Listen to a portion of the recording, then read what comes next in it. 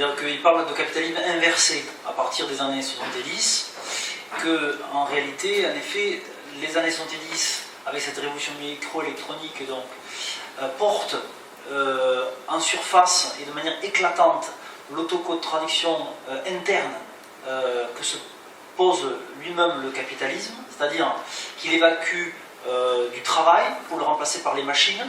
Donc il est dans une crise de valorisation, il n'arrive plus à produire assez de valeur.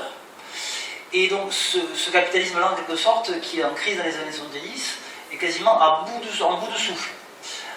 Il est déjà, on va dire, cliniquement mort, le capitalisme, sur son fonctionnement logique classique. Et on peut dire que sa seule chance de survie a été d'inverser, en quelque sorte, la relation entre donc, ce capital fictif qui existait auparavant, mais qui avant était subordonné, en quelque sorte, on va dire, au capital réellement en fonction et investi dans l'appareil de production, alors qu'il était subordonné avant au capital en fonction.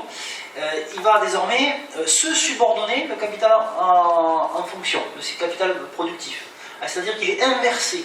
Désormais, on va dire que la principale industrie du système capitalisme et qui permet de le tenir encore en vie entre guillemets, c'est en effet que c'est l'industrie financière et la production de ces titres monétaires, crédits, actions, etc., qui ne peut que gonfler de manière absurde, avec des chiffres totalement astronomiques. Ce n'est que cette industrie financière qui arrive encore, si vous voulez, à porter le cadavre mort de l'économie réelle, en quelque sorte. En quelque sorte, ce n'est pas l'économie réelle qui est saine et le système financier qui est malsain. En quelque sorte, c'est plutôt le capitalisme qui est déjà dans son fonctionnement logique, qui est touché à mort. En quelque sorte, ce capitalisme inversé, où le moteur devient l'industrie financière, en quelque sorte, c'est une sorte de... On met le capitalisme sous perfusion, là, véritablement.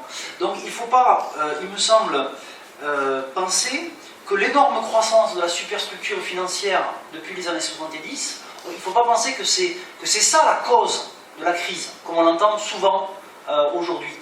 Plutôt, cette énorme croissance de la structure financière, c'est plutôt en soi déjà le symptôme d'une crise plus profonde qui avait déjà été là dans les années 70, et donc qui plonge, elle, au contraire, ses racines, cette crise plus profonde, dans l'économie réelle, du fait que le capitalisme, pour pouvoir fonctionner dans sa logique de concurrence, et donc accroître la productivité, à chaque fois est obligé de remplacer du travail humain par des machines.